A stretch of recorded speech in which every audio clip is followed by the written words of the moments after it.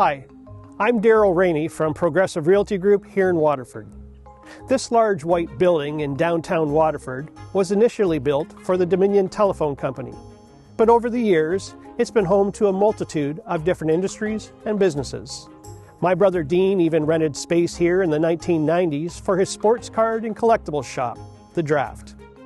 In this edition of Building History, our pal James from the Waterford Heritage and Agriculture Museum explains the backstory of this important building in the heart of downtown Waterford.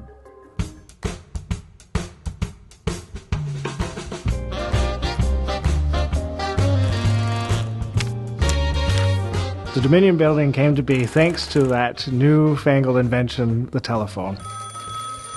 In short order, Waterford had the first telephones in public buildings and in private residences, and that was a huge advancement for communications. Of course, before that it was the telegraph. But that caught the attention of some investors and some local interest to try to capitalize on the economic and industrial part of bringing in a company that might be interested in building telephones. And that happened through the Swiss-American Telephone Manufacturing Company, which was a Chicago-based company. That became what we now know as the Dominion Building. There was lobbying and there was some community, townsfolk resistance to that. It was going to cost a lot of money. Of course, people didn't like the idea of taxpayers' money going into a private enterprise. But the Waterford Star had lots of articles, and the publisher of the paper, Percy George Pierce, was very much in favor of having this business come in and kind of changed the tune of the community, and also town council gave them tax breaks and also floated them a loan to start production in Waterford.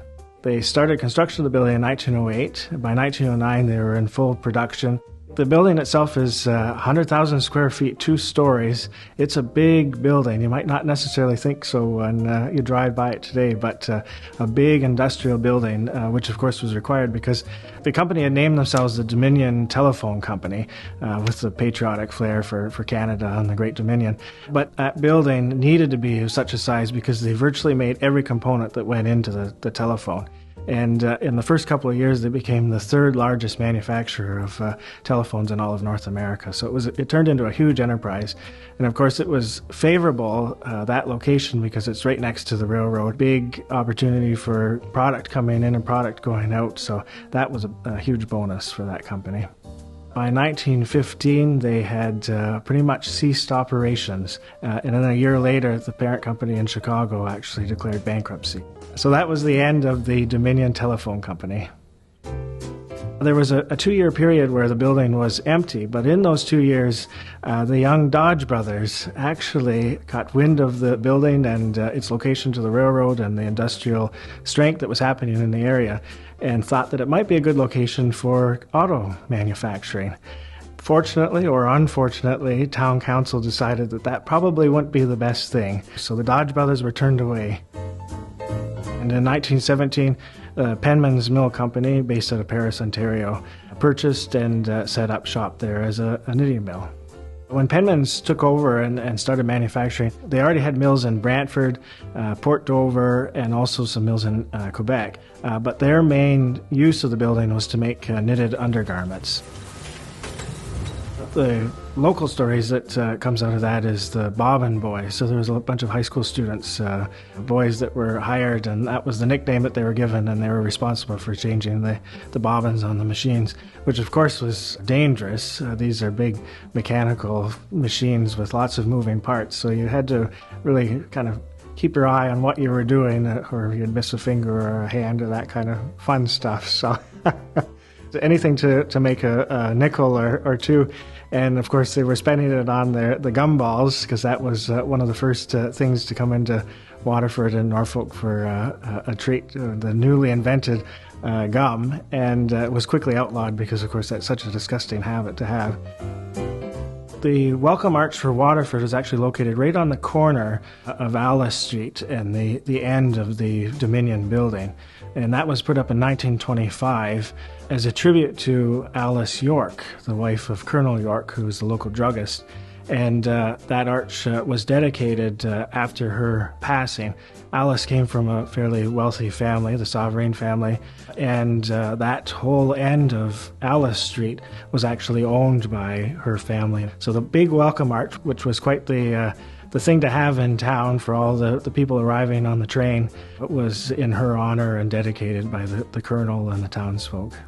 The demise of the arch is still an unknown because we found absolutely no records on when it came down. We have pictures until the late 1940s. In talking with residents who have been in the village for quite a while, they have memories of it as a child, but we've kind of think that it was early 1950s that was the end of it.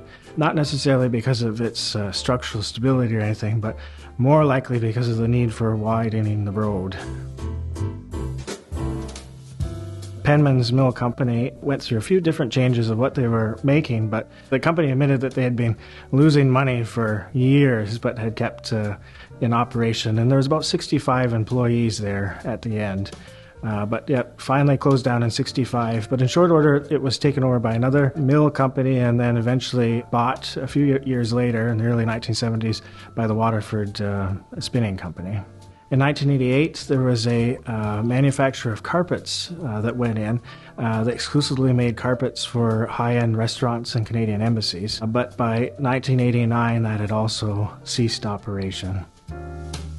The building didn't sit vacant for all that long. In the early 1980s, it was bought by a local business person with the idea of gutting it and turning it into almost a mall-type atmosphere. So you would go in and there would be various vendors inside. So all of the machinery, all of that equipment was taken out, and it became an empty warehouse of sorts with the idea of putting these stalls in for retail sale.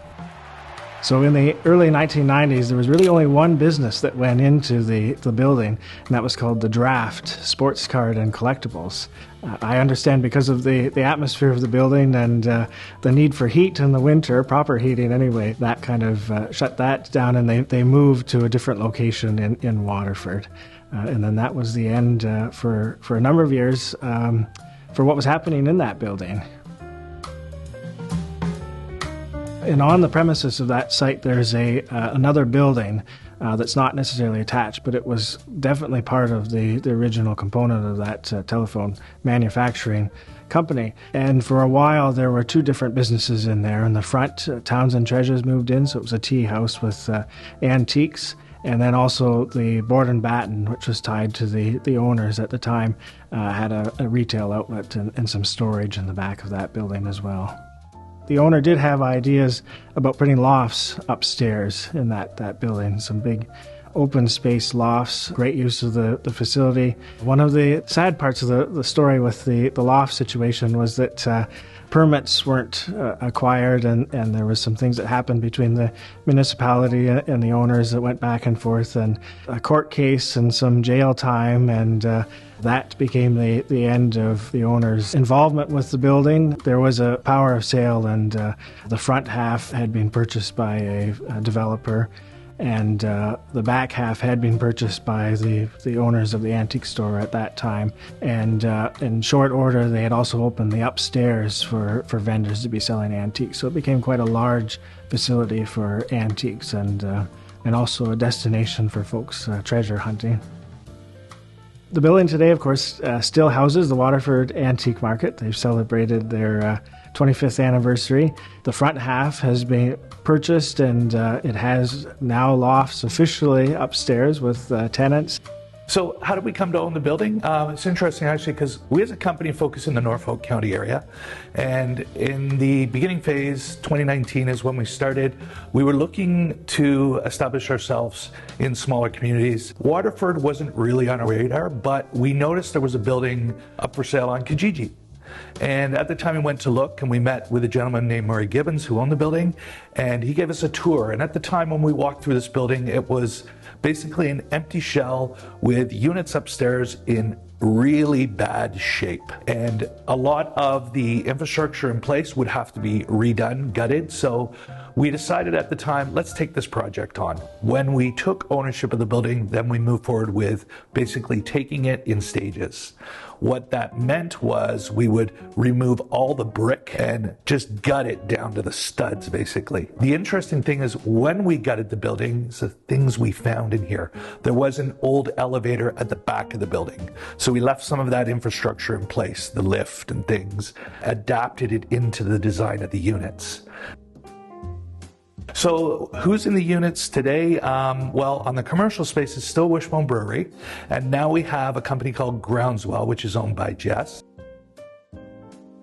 On the residential side, we have one 2-bedroom unit, and then the remainder are all 1-bedroom units.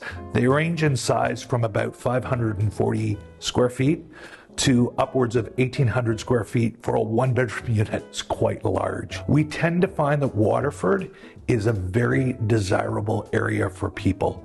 We don't have any challenges with finding individuals who want to call this home. In fact, we have a lot of people reach out to us constantly looking for availability.